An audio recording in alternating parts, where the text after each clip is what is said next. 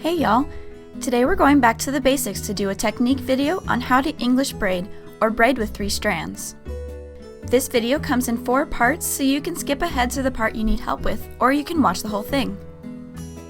The first step is to learn the braiding pattern. After that is how to hold the strands in order to execute the pattern. Then comes braiding hair, and finally, English braiding behind your head without seeing. Anyways, let's get started with that first step.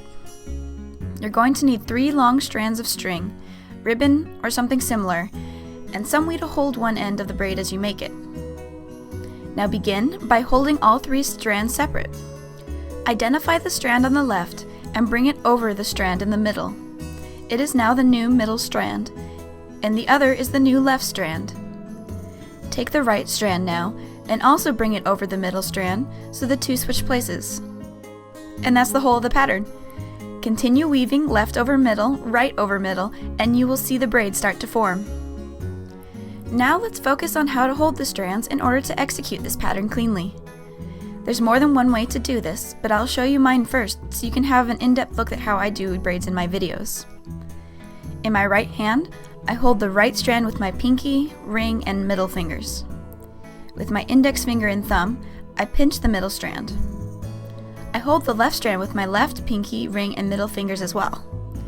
As my left hand brings the left strand over the middle to begin the braid, the middle finger from my right hand hooks that strand securely, and my left hand takes the strand that was previously in the middle, holding it in the same way it held the previous strand. Now pinch the new middle strand with your left thumb and index finger, bring the right strand over the middle with your right hand, hook it with your left middle finger, and grab the old middle strand with your right hand. And there you have it. Another thing I suggest to help with the neatness of the braid is to pinch the middle strand where it overlaps the other strands. This will keep the braiding pattern from loosening and falling out as you braid. Here's another way I've seen it done in case my method doesn't work for you. Hold the left strand between your left thumb and index finger, the right strand between your right index finger and thumb with your palm facing up, and the middle strand between your right middle and index fingers. To switch the middle and right strands, turn your right hand 180 degrees inward. Grab the new middle strand now with your left hand between your index finger and middle finger so that your left hand now has 2 strands in the same position that the right hand did before. As you flip your left hand, switch the right strands to between your right thumb and pointer finger, and then grab the new middle strand between the right index and middle fingers. Repeat this pattern to keep braiding. To make this method tight, hold each strand as close to the crossover point as you can. It's also good to practice braiding from multiple angles, no matter what method you choose.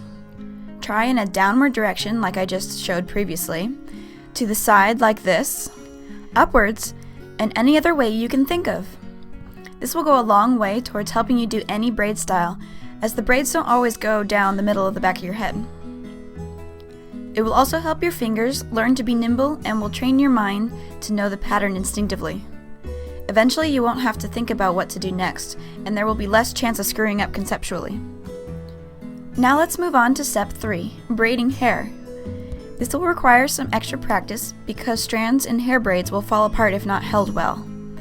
Practice on someone else's head or on your own hair in front of your face first. As you braid, make sure to securely and entirely grab each section so you don't drop little bits of hair. Additionally, every time I bring a side strand over, instead of just releasing it with my hand, I run that hand down the length of the strand before grabbing the next one. This further helps the strands stay distinct and keeps them from tangling or blending with each other. It also keeps the strands smoother, so you don't have a really bumpy or frizzy braid in the end. And finally, we're going to learn to braid our own hair where we can't see it. This is what gives most people the most trouble as they learn to braid, so as always, patience with yourself is necessary. Start slowly so you can focus on the pattern. As simple as it is, this may seem confusing at first because you no longer have your eyes to give you information about what's going on. You only have your sense of touch, and you're also working at a new angle. This is why it was good earlier to practice braiding in all directions with your string. It's hard to move on to this step if you're only used to braiding in one direction. If you practice in multiple positions, you'll have a better mental picture of the braid as you work blind, and you won't get the pattern messed up as easily. Learning to tell what's going on behind your head without sight will make it easier to move on to more complex braids as well, since you will have the touch sensitivity to know what's going on at all times. Oh, and don't forget to tie off the end of the braid if you don't want it to fall out right away. And there you go, you now know how to braid. For more tutorials like this, check out my YouTube channel, Si Vous Plaits. See you later!